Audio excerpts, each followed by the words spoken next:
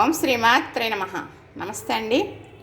ఈరోజు ఉదయం మార్నింగ్ చక్కగా టిఫిన్ చేస్తానండి. ఏం టిఫిన్ అనేది మీకు చేస్తూ చూపిస్తాను. మరి అలా చేసుకుందరు కానీ పిల్లలు ఉన్నారనుకోండి, ఇష్టంగా తింటారు. మరి అస్తమానం ఇడ్లీయా దోశలా బోరు అంటారు కదా, అలాంటప్పుడు ఇలా కూడా చేసి పెట్టచ్చు. పుల్ల పుల్లగా ఉంటుందండి. మామిడికాయతో ఇడ్లీ రవ్వ పులిహార చేస్తాను. ఎలాగా అనేది మీకు నేను చూపిస్తాను. చక్కగా ఇంత గ్లాసుడు తీసుకున్నానండి. నూక తీసుకుని నీటిలో వేసేసాను. చక్కగా 2 మాటలు నీళ్లు వంచేసి గట్టిగా పిండేసానా.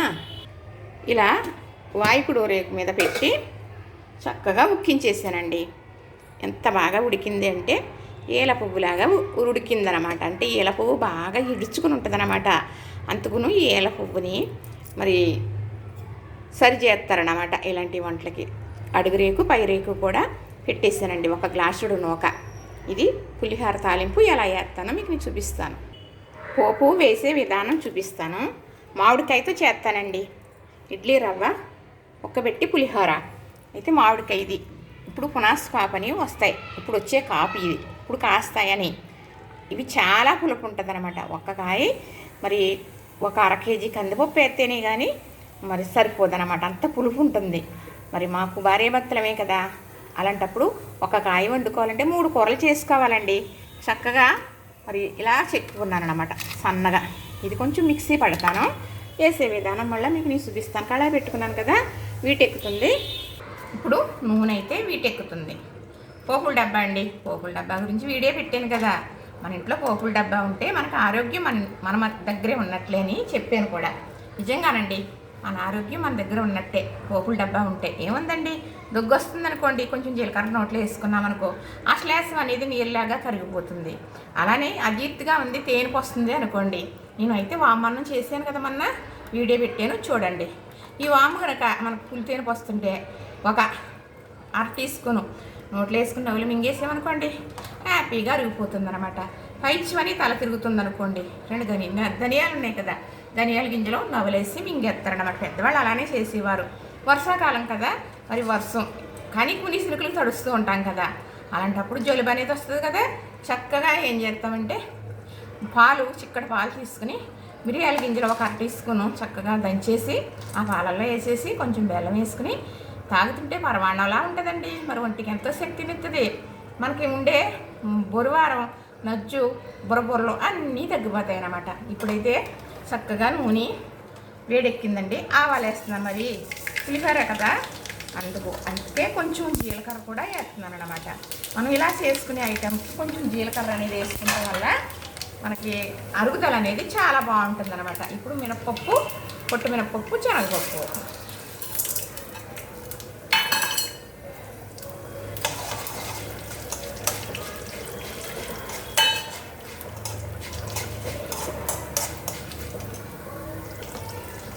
చక్కగా ఈ మామిడి తురుము ఈ మిక్సీ గిన్నెలో వేసేసి కొంచెం గ్రేవీలాగా మిక్సీ పట్టేస్తానన్నమాట.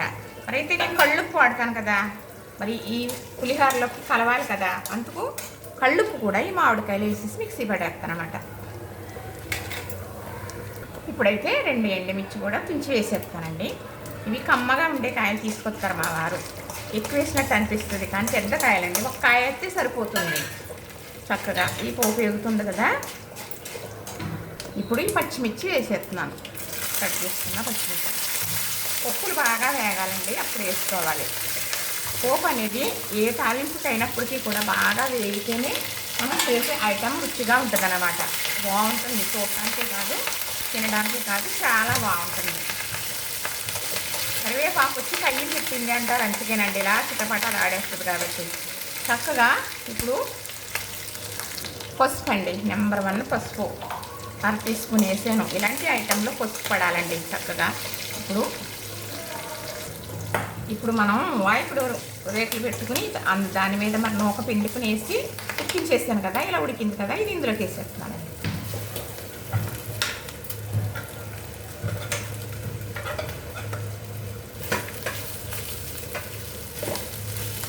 ఈ ఇడ్లీ రవ్వ అయితే చాలా బాగుంటుందండి. దీనికి దుల్లిలాగా తయారవుతుంది అనమాట. మరి కోటా రైస్ అది ఆడించి చేస్తాం కానీ అది చాలా బాగా ఉక్కాలి అంటే కొంచెం నూనె వేసైనా ఉడికించాలి బాగా.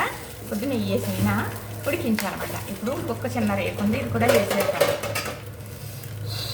ఎంతో కాదండి, నేను చేసిన పోపులకి ఇవి ఎలా సరిపోతుంది అన్నమాట. చక్కగా కలిపేసి చూపిస్తాను. స్టవ్ అయితే ఆపేసానండి, చక్కగా కలిపేసాను.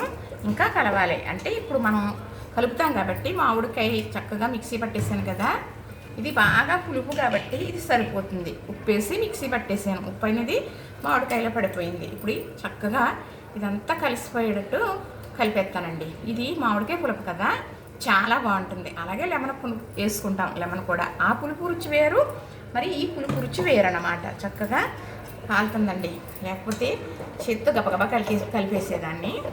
దీని మీద ఒక నెయ్యి వేసి పెట్టవచ్చు పిల్లలకి, లేదా పప్పు నూనె కూడా వేసి పెట్టవచ్చు. నూనె అక్కర్లేదండి, నూనె ఎక్కువ వాడడం అనుకున్నారనుకోండి, ఇలా తక్కువ తాలింపు వేసాను కదా నేను, చూసారు కదా, అలా వేసుకుని కూడా తాలింపు వేసేసుకోవచ్చు. ఏం అంత పెద్ద పని కాదండి. మనం అస్తమానం టిఫిన్ చేయాలి రోజు తప్పనిసరిగా. మరి ఈవినింగ్ కూడా సాయంకాలం టిఫిన్ తినేవారు ఉంటారు కదా, రోజు 2 పూట్ల టిఫిన్ చేయాలంటే రొటీన్గా 1-6 తినలేనంటారు. మనకి చేయడానికి కొన్ని ఐటెం చేయాలంటే పని ఎక్కువ తీసుకుంటుంది కదా. అలాంటప్పుడు ఇలాంటి మధ్య మధ్యలో చేసుకున్నాం అనుకోండి, చక్కగా ఇప్పుడు చేసామనుకోండి, ఈవినింగ్ మనం కూర్చుంటాం కదా, అలాంటప్పుడు తినడానికి పులుపూరి చాలా బాగుంటుంది అనమాట. ఇది చక్కగా గుళ్ళో ప్రసాదంలో కూడా పెడతారండి. ఇలా చేసింది ఉప్పుడు పిండి అని అంటారు, పులుసు ఉప్పుడు పిండి అంటారు. మరి ఇది మనం దేవుడికి కూడా ప్రసాదంగా పెట్టవచ్చు, పెట్టి మనం నలుగురికి పంచవచ్చు, మనం కూడా తినొచ్చు. ఇది కూడా మనం పులిహార ఎలాగో అలానే. అయితే నేను ఇడ్లీ రవ్వతో చేశానండి. మనం ఇడ్లీ రవ్వతో చేస్తేనే మనకి ఇలా దుళ్ళులాగా ఇంత బాగా వస్తుంది, చాలా బాగుంటుంది. తింటుంటే సిలుకులాగా ఏదో స్వాంజీలాగా ఉంటుంది అనమాట. కొంచెం కోటా రైస్ అనుకోండి, కొంచెం గట్టిగా ఉంటుంది. మరి ఆ రుచి వేరు అనుకోండి. మనం చింతపండు పులుపు వేసి ఇలా చేయొచ్చు, ఆ రుచి వేరు. మరి నిమ్మకాయ పులుపు వేసి వేయచ్చు, ఆ రుచి వేరు. ఇలా మామిడికాయ పులుపు వేసాం కదా, ఈ రుచి వేరు. అలానే ఇప్పుడు వాక్కాయలు వస్తున్నాయి, అది ఏదో కలియంకాయలు ఏదో అంటారండి, మేమైతే వాక్కాయలు అంటాం. అది ఒక చేతుల్లో వస్తాయి కదా, తెచ్చుకుంటాం పప్పు వేసుకుని. అలాగే రకరకాలుగా వండుకోవచ్చు. ఆ పులుపు వేసి కూడా ఇలా చేయొచ్చండి, చాలా బాగుంటుంది. అంటే ఏ పులుపు రుచి ఆ పులుపుదే, పులుపే అనుకుంటాం కానీ ఏ పులుపు రుచి ఆ పులుపుదే. చక్కగా రెడీ అయిపోయింది. ఇది 2-3 మనుషులు హ్యాపీగా టిఫిన్ తినేయచ్చండి. చూసారా, ఇంతే. ఇదిగోనండి, మనకి ఇడ్లీ రవ్వతో మామిడికాయ పులిహార చేశాను, చాలా బాగా వచ్చిందండి. ఎవరు చేసుకున్నా ఇలానే వస్తుంది. నేను ఎప్పుడు చేస్తూ ఉంటాను, పిల్లలకి చాలా ఇష్టం అండి, చాలా సులువుగా అయిపోతుంది. అలా నేనంటే మరి వాయికుడు రేకులు పెట్టాను, అలా పెట్టచ్చు. ఇడ్లీ రేకులు ఉంటాయి కదా, ఆ గుంటల్లో కూడా పెట్టేయచ్చు. మరి పూర్వం అయితే వాసన కట్టి ఒక గిన్నెకి ఒక క్లాత్ దాని మీద పెట్టి ఉక్కించేవారు. ఏంటి ఇలా ఉప్మాకని కాదండి, పిట్టి వండుతారనమాట దానికోసం. అలానే కుడువులైనా ఏదైనా అలాంటి వాసన కట్టి మాత్రం ఉడికించేవారండి చక్కగా. మనకైతే ఇప్పుడు కొంచెం సౌకర్యాలు ఉన్నాయి, కొంచెం తెలుసుకున్నాం కదా, ఎంతో నూనె కూడా పట్టదండి. మనకి ఇష్టాన్ని బట్టి ఒక్కొక్కరు నూనె చేతికి అంటుకుని ఇలాగా వేసుకుంటారనుకోండి, అక్కర్లేదు. ఎలా వేసుకున్నా ఇలా చాలా కమ్మగా ఉంటుంది. పోపులు అనేది కొంచెం దట్టింగా వేసుకుంటే అదేనండి, దట్టించడం అంటే ఎక్కువ అన్నమాట. ఇప్పుడు హ్యాపీగా కూర్చొని టిఫిన్ చేసేయటమే. చూస్తారు కదా, నచ్చిందా మరి? ఇలా చేసుకుంటారా? చాలా ఈజీ అండి, చాలా ఈజీ. సాయంకాలం పిల్లలు స్కూల్ నుంచి వచ్చేటప్పుడు కూడా మనం ఇలా చేసి పెట్టవచ్చు, చాలా మంచిది. ఇది మంచి హెల్దీ ఫుడ్. అస్తమానం నూనెలో దేవుని వండి పెట్టలేము, అలాగనేసి కొన్నాయి పెట్టేయకూడదు కదా. అలాంటప్పుడు ఇలా చేసి పెడుతూ ఉంటే మరి మంచి ఆరోగ్యం. మరి ఆరితో పాటు పిల్లలతో పాటు మనం కూడా కొంచెం తింటాం కదా. అదేనండి, చూసారు కదా, నచ్చింది కదా. లైక్ చేయండి, షేర్ చేయండి, సబ్స్క్రైబ్ కూడా చేసేయండి. ఇలాగా మీరు కూడా చేసుకోండి.